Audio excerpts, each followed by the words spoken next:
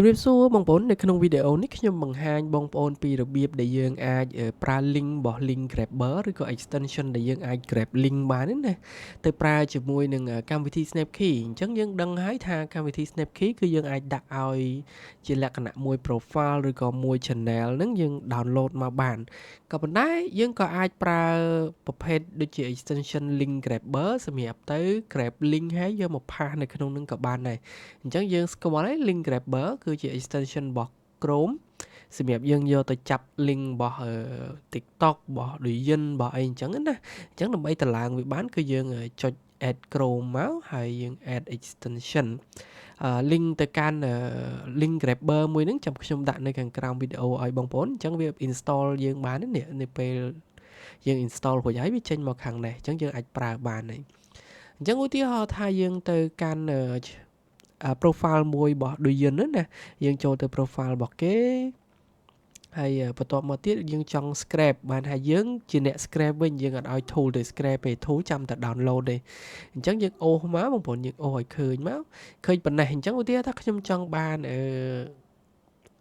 content អស់នឹងយកទៅ download ណាហើយខ្ញុំជាអ្នក scrape ខ្លួនឯងអញ្ចឹងយើងប្រើ extension ដែលយើងបានតម្លើងមិញហ្នឹងអញ្ចឹងវានឹងបំបែកចេញមកហើយបន្ទាប់មកទៀតគឺយើង search រកតា link ដែលមានវីដេអូឯងអញ្ចឹងយើង link នេះគឺ link វីដេអូបងប្អូនអញ្ចឹង link អស់នេះវែងខ្លីៗនេះគឺយើងអត់យកទេអញ្ចឹងយើង search រកតែវាវីដេអូទេអញ្ចឹងយើងឃើញច្រើនហ្នឹងឃើញទេដោយសារយើងអូសបានប៉ុណ្ណាគឺវាអាច scrape បានប៉ុណ្ណឹងហ្មងវាស្រួលអញ្ចឹងអញ្ចឹងទៅយើងអាចឧទាហរណ៍ថាខ្ញុំ copy យកទៅតែប៉ុណ្ណេះបានហើយយកទៅដាក់លើ tool របស់យើងណាអញ្ចឹងមកដល់កន្លែង tool គឺបងប្អូនអត់ផាសនៅតែនេះទៀតទេគឺបងប្អូនផាសលើតារាងយកតែម្ដងព្រោះវាជា link content អីហ្នឹងបងប្អូនម៉ៅស្ដាំលើតារាងមកហើយបងប្អូនយកផាស scrape link បាទហើយ link ដែលយើងនេះនឹងអញ្ចឹងវានឹងទទួលបានហើយទទួលបាន link ដែលយើងតម្លាក់ចូលទៅហើយបន្ទាប់មកទៀតគឺយើងអាចទៅ scrape link ផ្សេងទៀតបានឧទាហរណ៍ថាខ្ញុំទៅ scrape link YouTube មួយនេះចោះអញ្ចឹងយើងអូសឲ្យចេញ content តាមយើងចង់បានច្រើនតិចចឹងមកហើយយើងទៅប្រើ extension ដដែលឲ្យវាបំបែកចេញមកហើយអញ្ចឹង YouTube គឺដោយសារ short វាទៅជាប្រភេទ short អញ្ចេះវិញណាមានពាក្យ short នៅក្នុងហ្នឹងអញ្ចឹងយើងអាចទៅ short វាបានយើង search រកតែពាក្យ short មក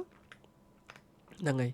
អញ្ចឹងយើងរកពាក្យ short បានហើយយើង copy ដាក់មកទៀតមកយើង copy ឧទាហរណ៍ខ្ញុំឧទាហរណ៍បងប្អូនធម្មតាយើង copy ទាំងអស់ហើយណាអញ្ចឹងខ្ញុំឧទាហរណ៍ខ្ញុំយកទៅផាសបន្តទៀត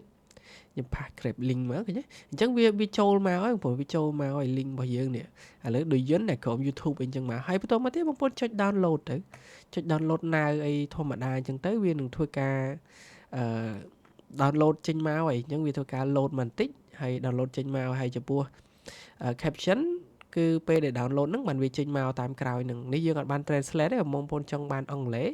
បងប្អូន tick អានេះទៅបានវា translate បានហើយយើង tick setting អីឲ្យរួចហើយ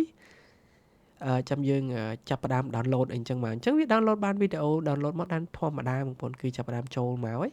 នេះគឺចាប់ផ្ដើម downloading អញ្ចឹងណាអញ្ចឹងយើងទុកពេលឲ្យវា download តាមដំណើរការរបស់ប៉ុណ្្នឹងមកអញ្ចឹងគ្រប់ platform ទាំងអស់គឺយើងអាចធ្វើបានទាំងអស់ទាំងFacebook Instagram TikTok YouTube Douyin អីអស់ហ្នឹងគឺយើងអាចធ្វើអញ្ចឹងបានដូចគ្នាបងប្អូនស្គាល់ណាស្គាល់ពីការ grab link ចេញមកហ្នឹងគឺយើងអាចធ្វើបានដូចគ្នាណាប៉ុណ្្នឹងឯងបងប្អូនទាក់ទងជាមួយនឹងការបងប្អូន grab ខ្លួនឯងហើយយក link មកដាក់គឺ download បានដូចគ្នាអរគុណ